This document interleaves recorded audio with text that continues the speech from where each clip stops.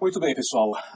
Hoje nós falaremos sobre liberalismo, tentando entender o que isso significa aí na história da filosofia moderna. É um tema que abrange política, abrange filosofia, abrange, na verdade, uma série de coisas. Aliás, eu estou com um livro aqui que eu recomendo a vocês lerem, tá? É esse aqui, ó. Em Defesa de Israel, de Alan Dershowitz. Leiam esse livro, que interessante. Inclusive, eu vou fazer um vídeo comentando sobre ele aí depois. Mas é o seguinte... Esse é um resumo, obviamente é uma coisa extremamente básica, mas é só para ter uma referência sintética, né, da história do pensamento moderno quanto à questão relativa ao liberalismo, que vai envolver política, claro, não poderia deixar de ser, mas envolve também economia, envolve também filosofia e discussões que são extremamente, vamos colocar assim, fervorosas, tá, neste quesito aí. Bom, inicialmente a gente vai falar sobre liberalismo em dois campos, tá? Que se refere aqui ao século XVIII e ao século XIX. Então a primeira coisa que a gente tem que entender sobre liberalismo é que inicialmente a intenção, e de boa intenção o inferno está cheio, né? A intenção, vamos colocar assim, é uma defesa da liberdade. O que o liberalismo procurava era essa defesa. O pessoal não gosta muito que eu fique batendo aqui na lousa, mas tudo bem, né? Eu vou tentar evitar isso, tá? Liberalismo, defesa da liberdade, e se afirma na modernidade. Por isso que a gente está falando aqui, né, desse período aqui, século XVIII e século XIX. Primeira fase, a gente vai tratar nessa parte aqui, e no verso do nosso quadro, falaremos aí da segunda fase. A primeira fase é aquela que se caracteriza pelo individualismo, enquanto a segunda fase, no século XIX, é aquela que se caracteriza pelo estatismo. Esse é um ponto assim básico de se entender para falarmos aí de liberalismo na história. Ele não é um bloco monolítico, não é uma coisa só. Se ramifica não apenas em dois aspectos, mas em variados aspectos, porque em cada grupo você vai ter um radicalismo maior, menor, mais centralizado, menos centralizado. E isso redunda em concepções conservadoras, ou em concepções radicais, ou em concepções até mesmo de um socialismo exacerbado, ou de uma completa negação do socialismo. E essas vertentes todas envolvem, né, essa concepção aí de liberdade. Afinal, se liberalismo é a defesa da liberdade, podemos dizer que todas as narrativas políticas, tá, desde o socialismo mais radical até o liberal mais fervoroso, querem defender isso aqui. Mas cabe a pergunta, o que é, afinal de contas, liberdade? Esse é o ponto importante. Bom, falemos então da primeira fase. É caracterizada pelo individualismo. E aqui eu vou fazer uma grande diferença, tá? Deixar claro para você, entre individualismo e egolatria. São coisas completamente distintas aqui. Bom, alguns aspectos que a gente pode deflagrar nessa primeira prescrição liberal, do ponto de vista moderno, é o justnaturalismo, o contratualismo, a liberdade econômica e a consequência global dessas vertentes, dessas defesas, tá? Então, no que se refere ao justnaturalismo, direitos originários e inalienáveis, como a propriedade privada, por exemplo, tá? Aí fica a questão, né? Será mesmo que o conceito de propriedade privada é axiomático? Você sabe o que é axioma, né? Se é válido por si mesmo, depende de outra premissa. É um problema epistemológico, não vou entrar no mérito da questão aqui, eu só coloquei a coisa para vocês refletirem aí, mas já estou preparando um vídeo sobre epistemologia, prometido há muito tempo atrás, e já estou... como falei para vocês, um pouquinho sem tempo, mas vou fazer, sem dúvida. Já está até preparado o PowerPoint aí, mas tudo bem. Bom, o justnaturalismo se refere aos direitos originários e inalienáveis, como, por exemplo, a propriedade privada. Alguns vão dizer o corpo, principalmente do ponto de vista de alguns teóricos do anarcocapitalismo ou do libertarianismo. O corpo é uma propriedade, né? Se o corpo é uma propriedade, meu corpo, minhas regras. É até um bom argumento, né, para as senhoritas aborteiras aí. Mas, enfim, não necessariamente o anarcocapitalismo vai defender, né, o aborto. Tem muitos caras aí dessa vertente que são contra. De qualquer maneira, fica a pergunta, né? O corpo é uma propriedade que a gente pode considerar como no mesmo patamar, por exemplo, no mesmo nível, né, de um carro, de uma casa? Essa discussão, comumente, a gente encontra na internet. E a minha opinião basicamente é essa. O corpo é inerente ao ser, né? Diferente do carro, diferente da casa, diferente da roupa, diferente da armadura do Tony Stark.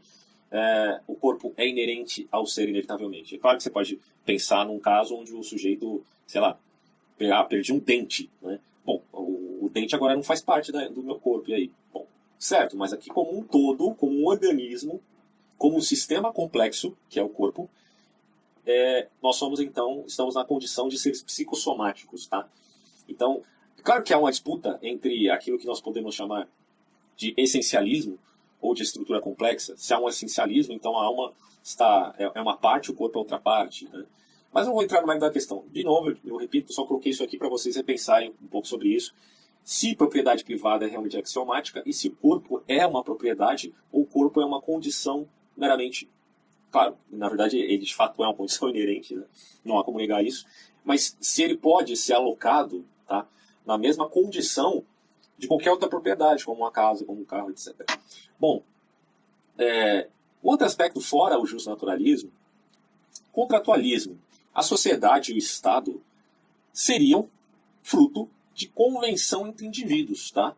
Então você vê a ideia dos contratualistas em Hobbes, Locke e Rousseau. Tem um vídeo também sobre esses três personagens que são fundamentais, né, na história do contratualismo. E você percebe que eles, obviamente, têm opiniões completamente diferentes, tá? Para Hobbes, o homem é o lobo do homem. Para Locke, o homem é uma tábula rasa.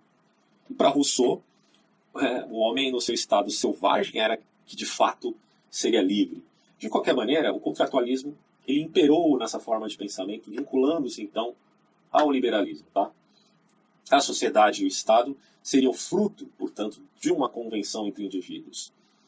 Necessária, tá? O contrato social é necessário, pelo menos, né, no aspecto hobbesiano da coisa. O Leviatã, que é bem diferente do totalitarismo, tá? Uma coisa é o Leviatã de Hobbes, outra coisa é o totalitarismo que se viu no século XX.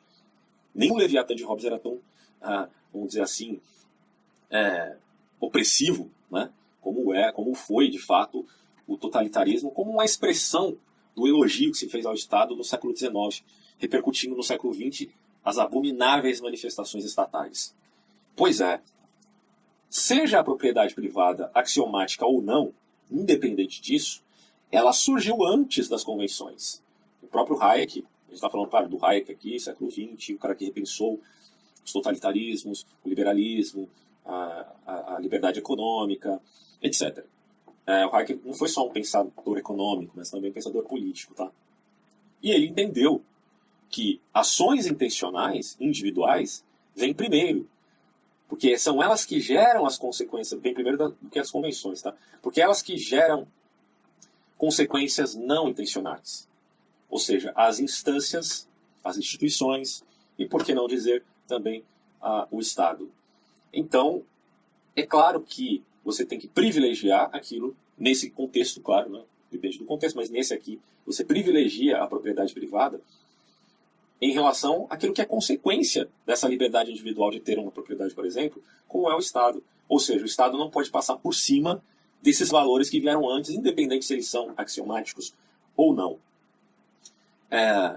Um outro aspecto do liberalismo, do ponto de vista do século XVIII, e repensado também, como a gente falou do Hayek aqui, e da escola austríaca em geral, no século XX, é claro que a escola austríaca tem suas discussões internas, isso aí não tem problema nenhum, até porque os caras estão ali para repensar o mundo concreto, a realidade, e não para defender uma ideologia, né? Pelo menos é assim que deveria ser.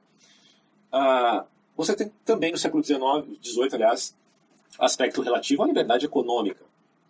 É a escola fisiocrática, tá? Ou seja, são os caras que defendem uma economia que é vista como uma espécie de organismo, governada pelas leis naturais, tá? Você admite aqui sistemas complexos, o próprio Hayek admitia essa concepção, muito benquista hoje, né, em ciência, e não só no ponto de vista econômico, mas biológico, enquanto do cosmos, da sociedade em geral. Sistemas complexos é um estudo que faz muito sentido do ponto de vista, por exemplo, da escola austríaca. É claro que a escola fisiocrática cometeu seus exageros, então isso aqui, a gente está falando do século XVIII, e quando a gente fala de sistemas complexos, a gente está falando de um estudo moderno, muito mais avançado. Mas a gente pode fazer uma alocação, repensar isso aqui, né, à luz dessa disciplina atual. Quando falamos então, do quarto aspecto, que engloba todos esses três aqui, Primeiro, nós temos a negação, deixa eu só passar para cá. Nós temos a negação do absolutismo estatal, tá? Redução de suas ações mediante a divisão dos poderes. Isso aqui é Montesquieu puro, né? Você tem, portanto, uma coincidência entre interesses privados e interesses públicos. Aqui você já encontra a ideia de Adam Smith. O padeiro, ele tem interesse individual, ele não faz pão por caridade. Só que aquilo acaba redundando no interesse econômico na sociedade. A sociedade precisa de pão. Havendo concorrência, aquilo vai se equilibrar, e isso representa aquilo que a gente chama de laissez-faire, de livre iniciativa, de concorrência, que vai gerar oferta e demanda, né? A relação econômica básica aí, aquilo que a gente pode chamar de ciência econômica do ponto de vista de uma ciência humana, não de uma ciência exata. Tem um aspecto a priorístico, como diria Mises, uma praxeologia. Veja bem essa diferença que eu vou fazer aqui. Isso é diferente da fábula das abelhas, de Mendelssohn. Porque para este sujeito aqui, vícios, egolatria, o egoísmo, pode colocar, claro que isso aqui representa uma linha tênue, né? E Hayek faz uma bela diferença entre egoísmo e interesses individuais ou individualismo, são coisas diferentes. O cara que é individualista e que admite a sua própria privacidade, ele simplesmente está admitindo, olha, a família é a célula da sociedade. Não é como a senhora Flor de Lis lá, que tem uma família de 50 pessoas, né? E que gerou toda essa polêmica por conta do assassinato do marido dela, e a gente não sabe exatamente o que aconteceu, deixa a polícia investigar isso aí. Mas o que acontece é o seguinte, é preciso você ter uma dose necessária de uma divisão celular na sociedade para que as pessoas tenham também privacidade. É meio esquisito você ter uma família de 50 pessoas, porque isso não é uma família, isso é uma comunidade, né? Bom, então individualidade e privacidade fazem parte, tá? Também da necessidade humana. Isso não significa egolatria, não significa egoísmo, certo?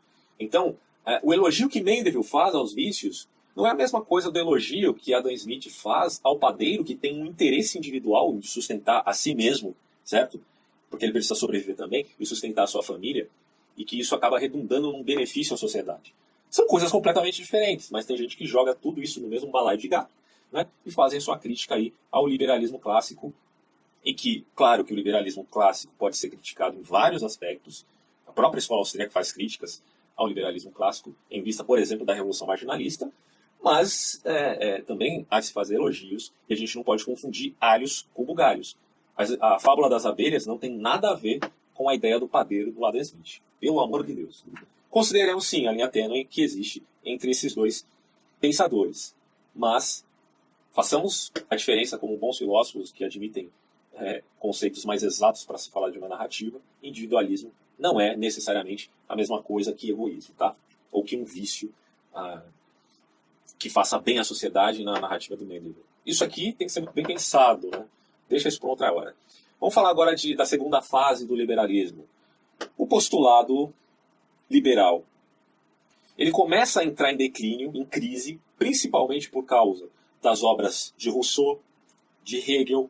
Ele vai citar aqui também, o Abagnano também cita na síntese que ele faz sobre isso, e se não me engano, o Norberto Bobbio também, o Rousseau, o Hegel e o Burke, certo? Que fazem aí uma crítica a esses valores extremamente individualistas do ponto de vista de uma escola fisiocrática. O Rousseau, ele contrapõe, por exemplo, o Locke. O Locke é aquele cara que vai dizer que os valores inalienáveis dos seres humanos, né, direito à vida, à liberdade, à propriedade privada, isso não pode ser tocado. Qualquer bom liberal admite isso aqui, né? Mas a gente sabe que o Locke, por exemplo, ele foi a favor da escravidão. Tem alguns textos aí que mencionam esse tema tão espinhoso, né? Mas é claro que o Locke, quando vai pensar em escravidão, ele está pensando num contexto muito bem específico, né?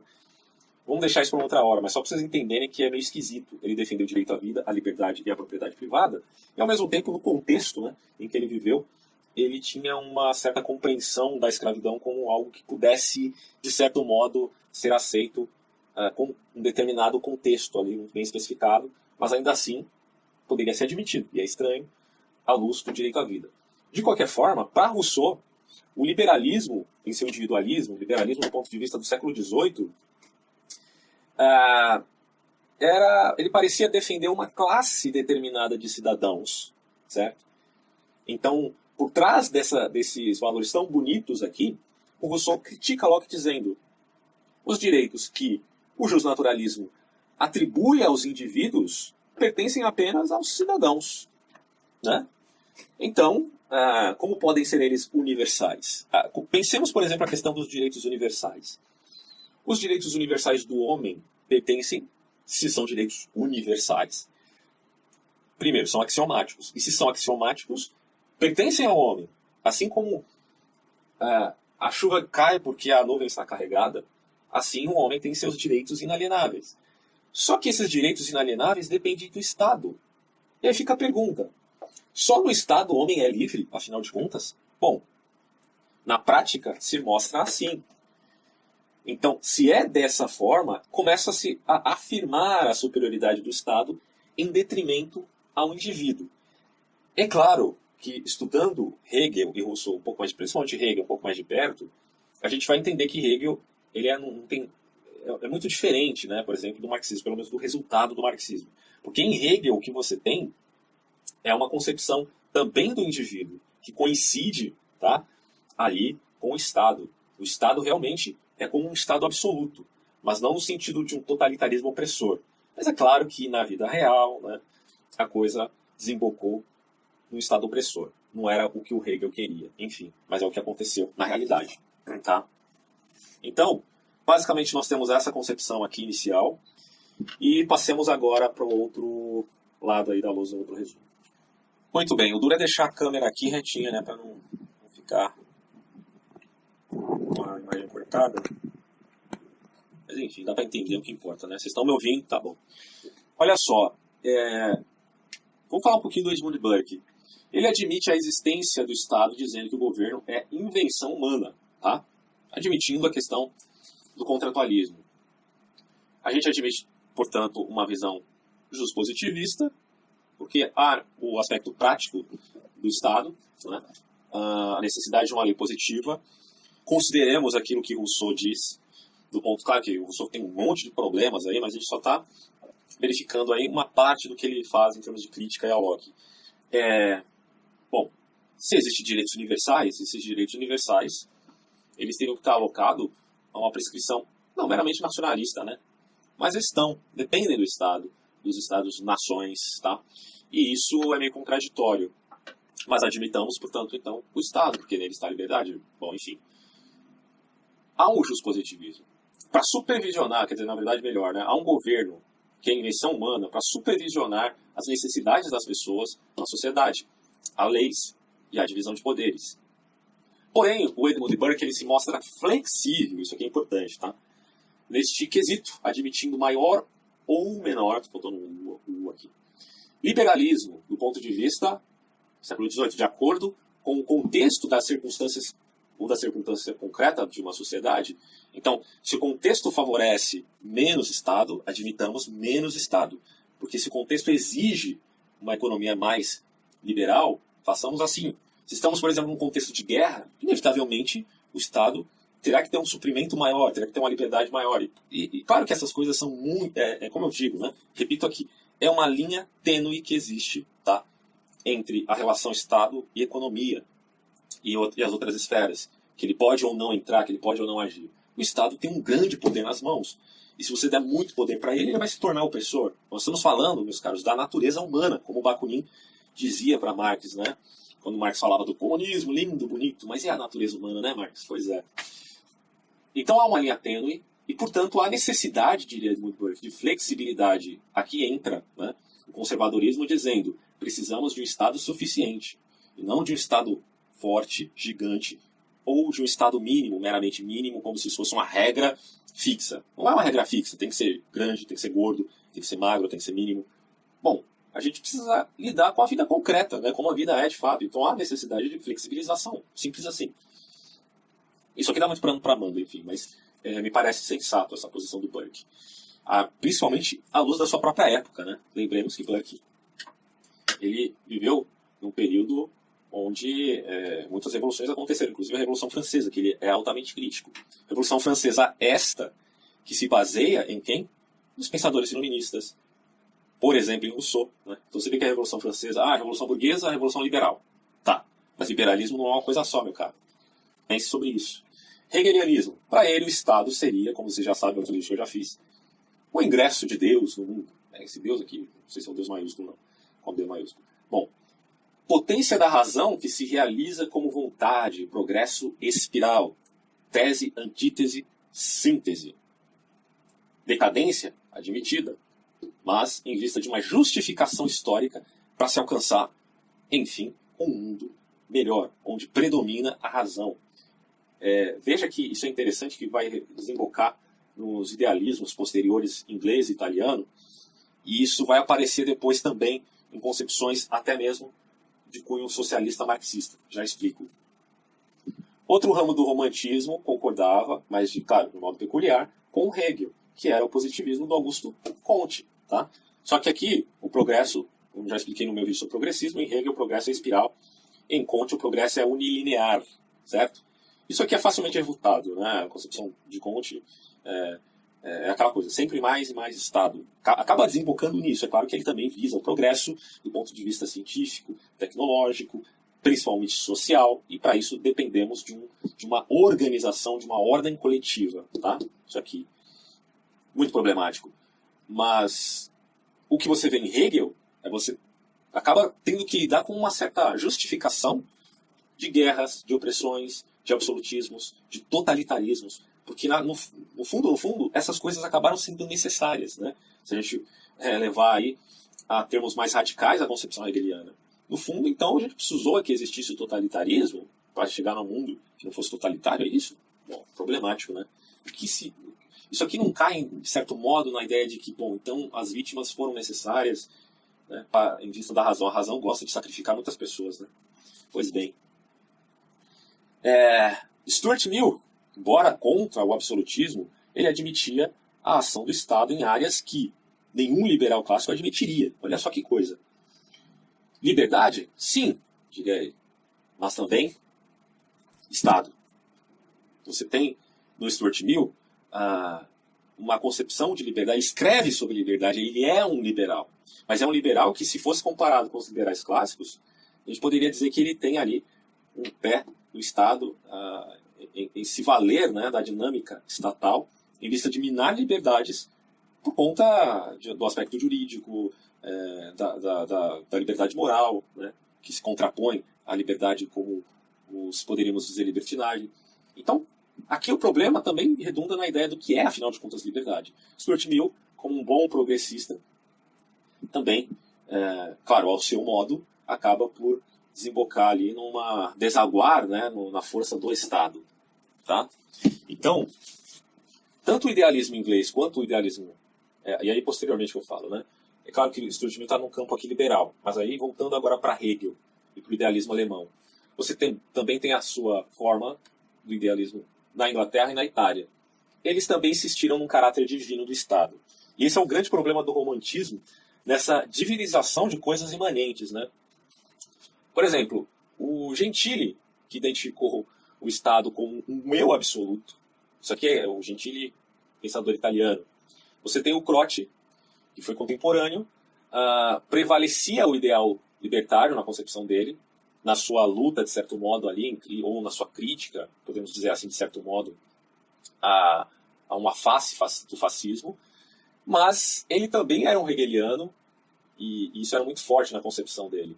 E aí, em Croce, o liberalismo ele seria a doutrina do desenvolvimento dialético da história, por Hegel, que tudo absolve e justifica, né? Como a gente vai falar, até a questão da guerra, e a questão da fome, tudo isso provocado pelo homem, pelo Estado, pela política. Que deveria ser provocar exatamente o contrário, né? Mas enfim. Bom, mesmo absolutismo, mesmo a ligação da liberdade, fazia parte da busca da liberdade. Que coisa, né? Você vê que no Stuart Mill e outros pensadores, Jeremy Bentham, aparece uma concepção um tanto utilitarista, na verdade é utilitarismo, né? E isso é extremamente problemático quando se pensa liberalismo. Até que ponto o utilitarismo, que valida o bem de muitos em detrimento de poucos, não representa apenas um sacrifício humano. Estou levando a coisa ao seu radicalismo, tá? Ao seu absurdo, para vocês pensarem aí.